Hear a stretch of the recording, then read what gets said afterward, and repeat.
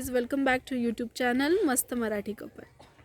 आणि आत्ताच मागच्या काकांनी जे काही अनाउन्समेंट केलेली आहे याच्यावरून तुम्हाला लक्षात आलंच असेल की आम्ही कुठे आलो. तर आम्ही आलेलो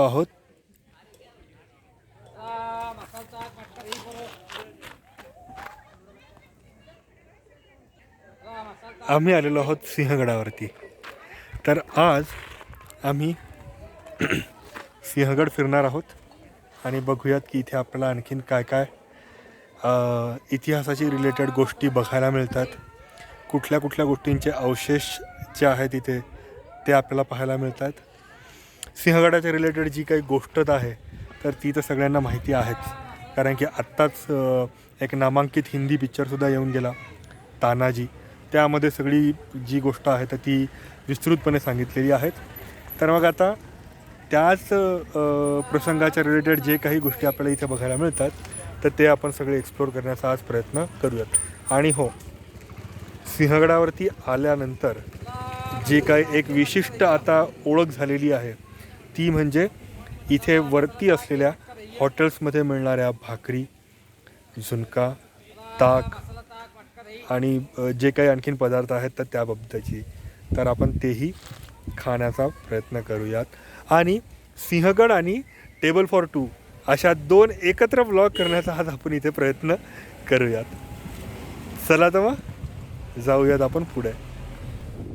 तर आता आम्ही पार्किंगमध्ये गाडी लावलेली आहे आणि इथे पार्किंगमध्ये गाडी लावल्यानंतर समोरच जे 2-3 हॉटेल होते त्यापैकी एका हॉटेलवरती आलेलो आहोत. आणि वर गड चढायच्या आधी एक ग्लास ताक आणि मॅगी खाण्याचा मोह आम्हाला आवडला नाही. त्यामुळे सध्या आता सुंदरपैकी मॅगीवरती ताव मारण्यात आलेला आहे आणि मसाला ताक घेण्यात आलेला आहे. याचा आस्वाद घेतल्यानंतर आम्ही पुढे जाणार आहोत गड चढायला.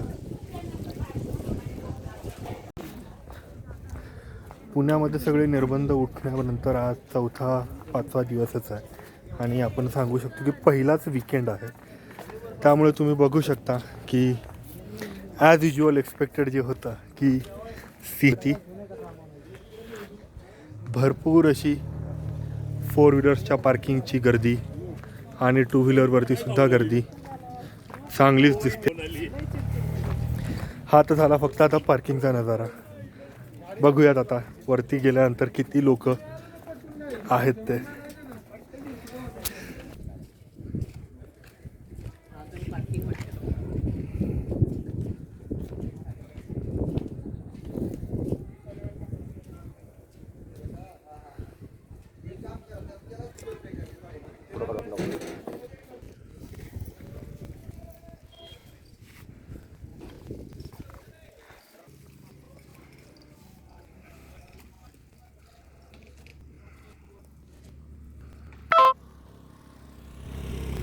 सिंहगडावरती येण्याचा आणखीन एक मेन आकर्षण म्हणजे आता इथे उपलब्ध असलेला रानमेवा बघू शकतो आपण.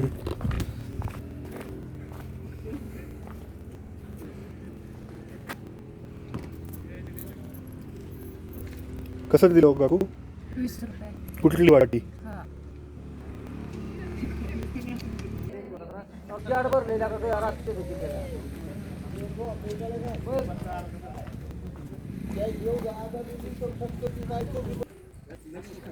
तर आता जो आपल्याला दिसतो आहे तो आहे पुणे दरवाजा. अशा प्रकारचे 3 दरवाजे आपल्याला इथे समोर आहेत टोटलमध्ये. बाकी 2 दरवाजांचे नावं तर काही एक्झॅक्टली मेन्शन नाही आहेत, त्यामुळे 3ही दरवाजांना ह्यांना पुणे दरवाजा 1, 2 आणि 3 अशा प्रकारचं नावं देण्यात आलेले आहे. आणि आता आपण बघू शकतो की पहिल्या पुणे दरवाजावरती ही एक सुंदर अशी पाटी कोरलेली आहे, ज्यामध्ये लिहिलेलं आहे की नरवीर तानाजी मालुसरे आणि राजाराम महाराजांची कीर्ती या सिंहगडाशी कशी काही रिलेटेड आहे त्याची माहिती दिलेली आहे.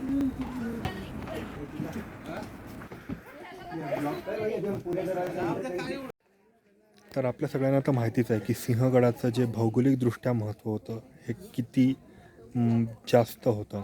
तर त्याचबद्दलचा डिटेल देणारा हा नकाशा जो आहे हा आपण आपल्या मागे बघू शकतो. मी तुम्हाला एकदा डिटेल्स त्याचे दाखवतो. तर हा जो आहे खाली पार्किंगची जागा, तिथे आपण होतो. तिथनं आपण सध्या आता पुणे दरवाजा क्रॉस करून वरती आलेलो आहे. तर या बाजूला आहे पुणे आणि खडकवासला, त्या बाजूला आहे पुरंदर आणि वज्रगड. पुढे या साईडला आपण बघू शकतो की इकडं रोहिडा आणि विचित्रगड येतो. त्या बाजूला जर का आपण बघितलं तर तोरणा, प्रचंडगड, राजगड ह्या सगळे गड येतात. या साईडला जो कलावंतिनीचा बुरुज आहे तर तिकडे आपण बघू शकतो की तुंग, तिकोना, कोरीगड, लोहगड, विसापूर हे सगळे किल्ले आहेत. तर असे सगळे किल्ले ज्यावरती डायरेक्ट आपल्याला थेट नजर ही कोंढाण्यावरनं त्या काळामध्ये ठेवता येत होती. आणि तो जो डोनागिरीचा कडा आहे तिथनं तानाजी मालुसरे जे आहेत ते चढून वरती आलेले आणि त्यांचे बाकीचे जे सवंगडी आहेत तर ते कल्याण दरवाजातनं वर आलेले होते. तर आता आम्ही सध्या आलेलो आहोत तिसऱ्या दरवाजावरती. जसं की पिक्चरमध्ये वगैरे दाखवलेलं आहे किंवा आपल्याला सगळ्यांना ठाऊक असेलच की तिसरा दरवाजा जो आहे तर हा अतिशय महत्त्वाचा दरवाजा होता. कारण ह्या दरवाजावरनं आपण बघू शकतो आधी जे 2 दरवाजे होते, पुणे दरवाजा आणि हा नंबर 2चा दरवाजा, तर ह्या दोनही दरवाजांवरती नियंत्रण हे डायरेक्टली या तिसऱ्या दरवाजावरनं ठेवता येतं. प्लस हा प्रचंड दिसणारा जो नजारा आहे ह्या एवढ्या सगळ्या खोऱ्यावरती सुद्धा या दरवाजावरच्या बुरुजावरनं हे डायरेक्ट लक्ष ठेवता येत होतं. म्हणजे जर का कोणी शत्रू या बाजूनी येण्याचा प्रयत्न करत जर का असेल तर ही संपूर्ण जागा जी आहे तर ही या फक्त एकट्या तिसऱ्या दरवाजावरनं कंट्रोल केली जाऊ शकत होती. आणि आणखीन महत्त्वाच्या गोष्टी जर का बघायला गेलो तर ही जी तटबंदी आहे आपण बघू शकतो की या तटबंदीवरती त्यांनी बारीक बारीक अशा रिकाम्या जागा ठेवलेल्या आहेत की ज्या जागांचा उपयोग हा शत्रूंवरती हल्ला करण्यासाठी किंवा गरम तेल त्यांच्यावरती सोडण्यासाठी वगैरे या जागांचा उपयोग जो आहे तो केला जात होता. अशा जागा ज्या आहेत तर आपण तटबंदीच्या सगळ्याच बाजूला जी म्हणजे ओपन स्पेस आहे त्या बाजूला जी काही तटबंदी आहे तर तिकडे संपूर्ण तटबंदीवरती आपण ह्या अशा प्रकारच्या ज्या काही छोट्या छोट्या जागा आहेत तर त्या आपण बघू शकतो.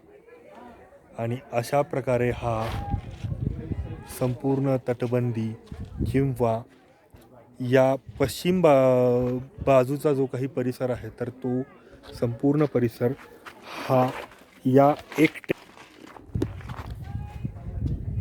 तिसऱ्या दरवाजावरनं कंट्रोलमध्ये येत होता. आणि यात तिसऱ्या दरवाजाच्या जवळच या बाजूला समोर दारुगोळ्याचा कोठारही आहे आणि घोड्यांना बांधण्याची जागासुद्धा इथनं जवळच आहे. तर आपण आता पुढे गेल्यानंतर त्याबद्दलचे डिटेल्स बघूयात. तर जसं की तुम्हाला सांगितलेलं होतं हा बघितला हा नंबर 3चा दरवाजा आणि त्याच्या जवळच हा इथे आहे तोफखाना जिथे पूर्ण दारुगोळा वगैरे साठवण्यात येत होता. आणि पुढे त्या बाजूला जी आहे तर ती आहे घोडे बांधण्याची जागा. चला तर मग आता आपण जाऊया तोफखान्याची जागा एक्सप्लोर करण्यासाठी. ही जी समोर रस्ता आहे आणि ही छोटीशी वास्तू जी दिसते आहे तर ती दारुगोळा ठेवण्याची आणि तोफखान्याची जागा आहे.